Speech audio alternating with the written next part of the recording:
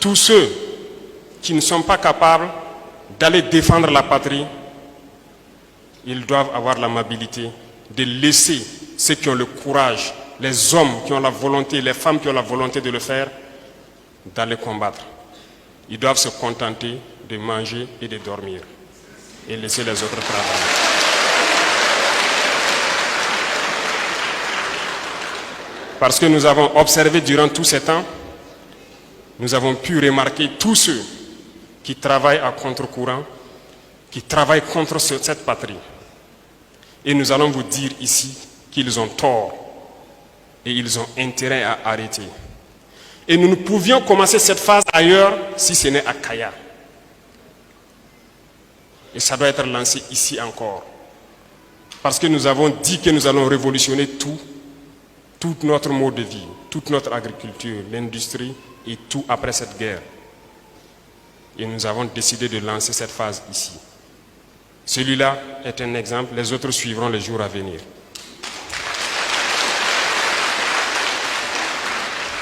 Et tous ceux-là qui pensent qu'ils sont cachés à l'intérieur ou à l'extérieur, qui continuent d'informer, de communiquer pour l'ennemi, ils vont le payer. Parce que nous n'allons pas permettre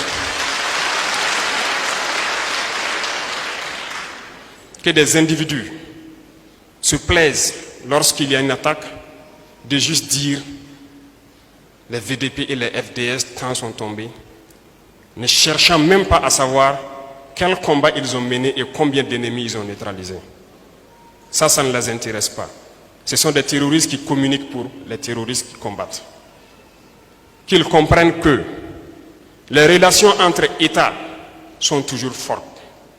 Les relations entre un individu et un État ne peuvent jamais surpasser les relations entre États parce que nous aurons toujours des compromis. Ils ne sont pas cachés et nous les chercherons là où ils sont. Et ils viendront répondre de leurs actes ici.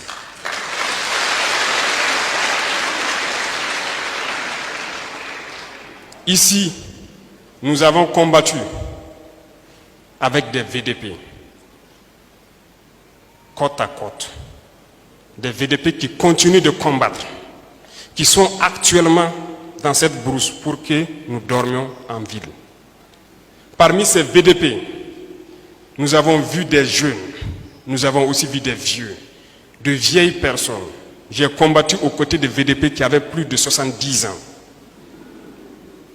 Peut-être qu'il est toujours en brousse. Je l'ai connu ici. Il roulait à moto et il combattait avec nous. Ils sont nombreux d'ailleurs. Et comment des jeunes, ne pouvant pas aller au front, se permettent, pour moi je dirais, de se foutre de ces gens qui se battent jour et nuit. C'est inconcevable. Et nous n'allons pas laisser ça comme ça. J'ai connu des VDP, des enseignants, des infirmiers, des chefs de projet, qui ont abandonné tout et qui sont sur le terrain aujourd'hui pour se battre. Quand je les ai croisés, je me suis posé la question, mais le patriotisme, ça existe encore au Burkina. Il y en a.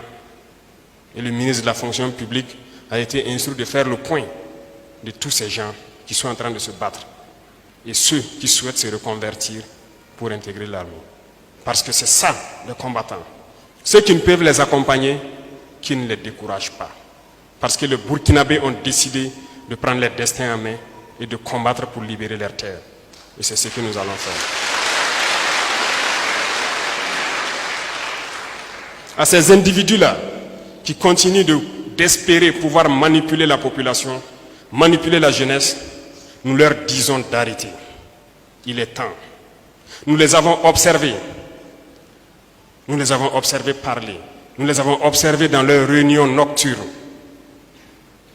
Les vrais impérialistes sont avec nous. Thomas Sankara le disait, n'allez pas loin chercher. L'impérialisme se trouve dans vos assiettes.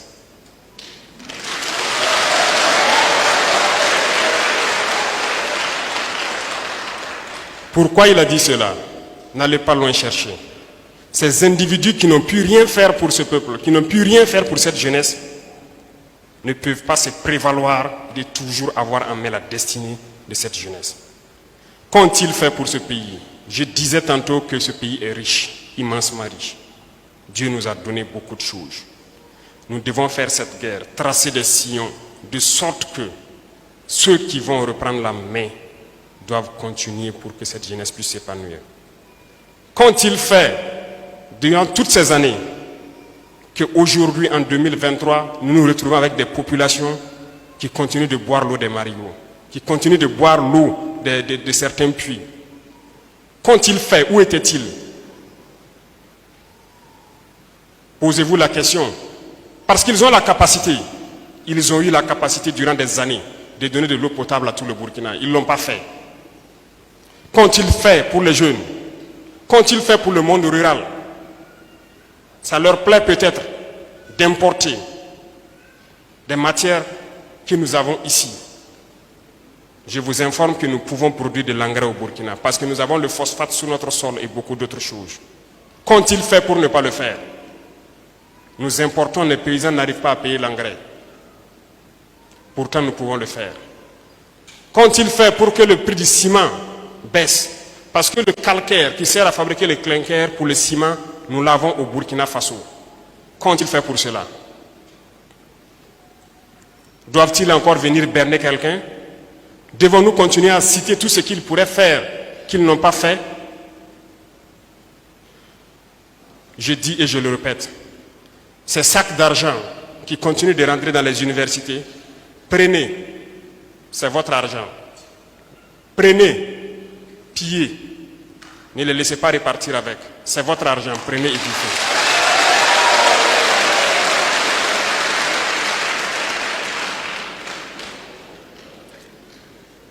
Ces individus ont cru que la politique hitlérienne pouvait marcher jusqu'à l'infini. Non. Il s'agissait donc de plumer cette jeunesse, de tout faire pour qu'elle reste pauvre, dans la mendicité. De sorte que lorsque vous lui tendez un billet de 5 000 francs, il n'a pas le choix que de suivre et de se taire. Et au moment donc venu, on les utilise comme on veut. Non, la jeunesse doit être indépendante. Chacun doit pouvoir manger à sa faim et ne pas se plier aux ordres de quelqu'un. C'est parce qu'on a le ventre vide qu'on n'a pas le choix souvent, on suit. C'est cette politique qui a été adoptée depuis longtemps.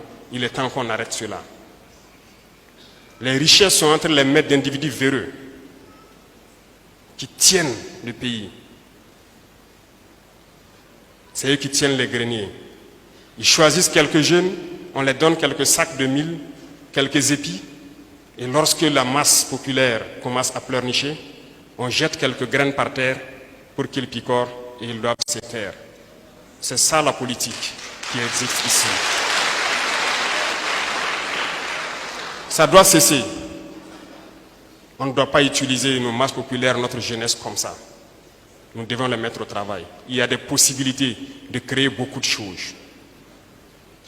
Quand je prends Kaya, qui produit son cuir depuis des années, qu'ont-ils fait pour ne pas mettre une seule usine de production, ne serait-ce que de nos rangers, ici à Kaya, parce qu'il y a la capacité, il y a la compétence? Ont-ils mis en place quelque chose? Nous continuons d'importer nos rangers. Nous produisons du coton, mais nous continuons d'importer nos tenues. Parce que l'importation enrichit des individus. Mais ça ne profite pas à la masse populaire. C'est ce qui doit changer. Nous devons produire. Nous devons construire nos usines et nous devons produire, transformer nos matières premières. C'est ça, vers ça que nous devons aller. L'objectif est clair, la vision est claire. Que la transition finisse aujourd'hui ou demain, retenez ce message. Ceux qui vont relever, amenez-les à faire le nécessaire pour la jeunesse. Nous allons tracer ces signaux. Et tout ce qui peut être fait au cours de cette transition, nous le ferons. Qu'ont-ils fait pour ne pas pouvoir mettre ne serait-ce qu'une raffinerie au pays?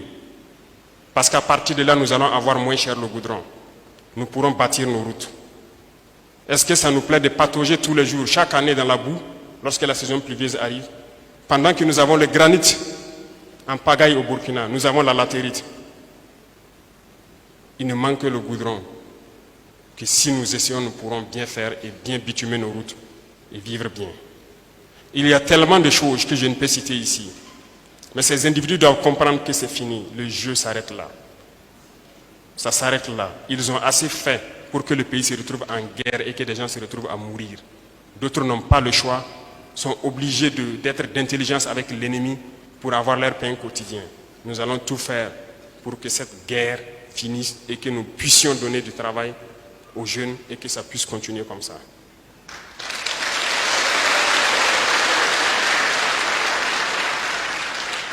Je ne saurais donc être très long, le temps est bref.